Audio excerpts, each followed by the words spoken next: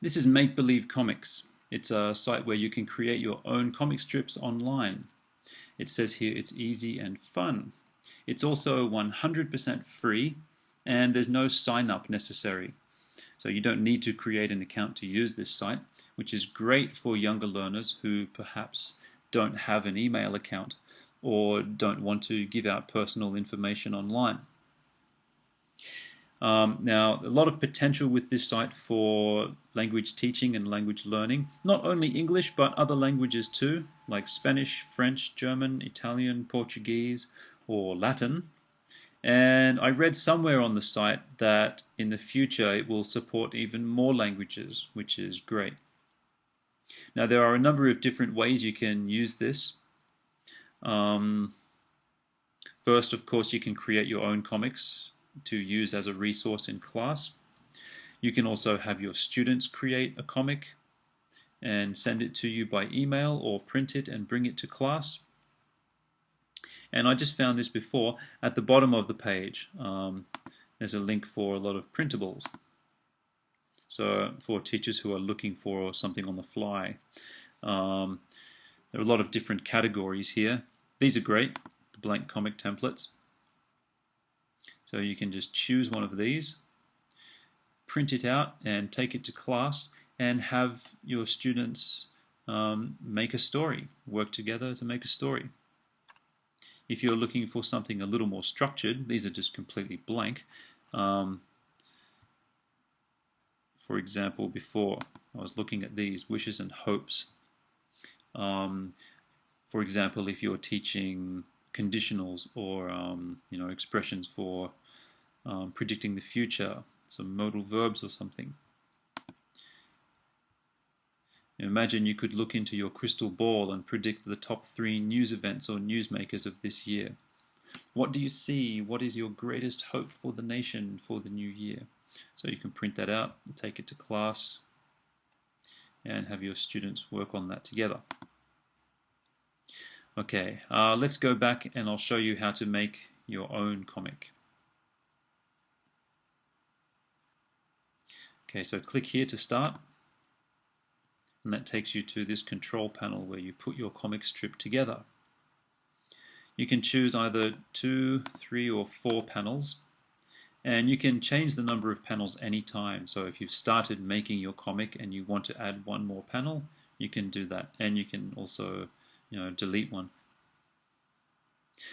Okay, you can change the background color. I'll tell you that first. You can either change the background color or have no color and put in your own background here. So click on the object and scenes.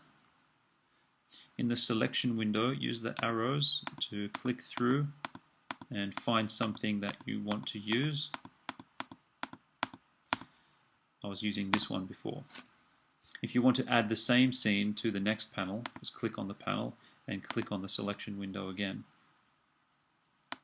There are a number of different characters to choose from. Some of them are pretty crazy looking.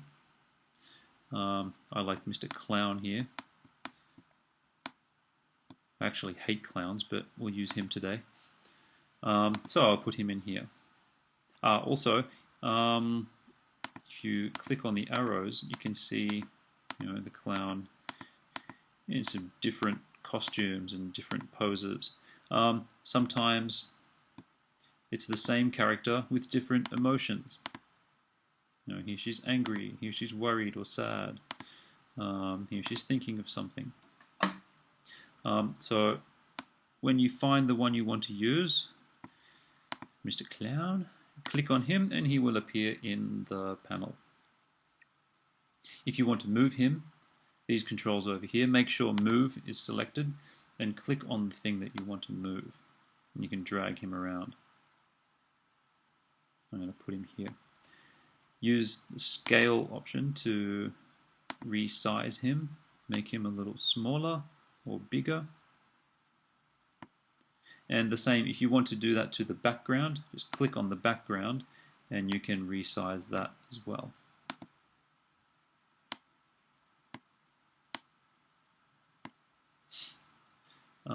If you have other objects in there, for example, I don't know, maybe a TV or something, whatever. Hang on, wrong panel. If I put that in this panel, if I want to put that behind the clown, click on bring to front, click on the clown, and he will be brought to the front. You can also flip objects, flip the clown, move him over to this side. You can also delete things. I'll get rid of that TV. And you also have the option to start over as well. Make them speak by adding these talk balloons. There are different sizes to choose from. When you find the one you want to use, just click on it. Oops, I want to add it to this panel. Then click on the talk balloon, and you can type in your own story. Hi there. How's it going? Okay, you can resize those as well and move them around like that. All right, there are also thought balloons and these panel prompts. You can add them as they are, for example, like this, or we'll get rid of that. You can type your own. So put it in the panel, click on it, and add your own prompt. One sunny day, something like that. Okay, I made my own comic earlier on. Here it is. I went with the clown and the lady. Now I gave my story a title. Now if I was going to use this in class, you can either have the speech bubbles completely blank and have the students fill in all of the story, or like I've done here, give them a little context. Give them a little context to help them. I called my story "The Lost Clown," and I've given them, all of the, half the dialogue, the clown half of the dialogue, and they have to read it and think about what the lady would say. Also, put your name up here, claim a little ownership of your story, your materials. And when you're happy with it, click on the next button. And here you have the option to either go back and edit your story, your comic, print it out, or email it. Very, very important thing, if you want to go back and edit, use this button. Don't hit the browser's back button or you will lose everything, as I found out the hard way. So if you want to edit it, just click there. Now you don't have an option to save your comic online anywhere. The only thing you can do is print it out or send it to yourself by email or send it to somebody else by email. If we click on print, this is what it looks like when you get to the print screen. You can also go back and edit it from here if you want to. One thing you can do, and I do this, is to use some kind of screen capture software to keep a copy of your comic. If you do that, and the site actually says that that's okay, you can do that, but please leave this at the bottom. This comic strip was created at makebelievecomics.com. Go there and make one yourself. If you do capture it and keep it, rightly so, you should leave this here. So I did that. Where is it? I'll just show you. I used Snagit to keep a copy. So I've left that there, and you can then copy that to the clipboard and put it in some kind of word processing document and use it in class. Okay, these are some of the ones that my students made. They didn't put any titles, but I kept a copy of them using Snagit, and I uploaded them to our class blog. and they put them on there.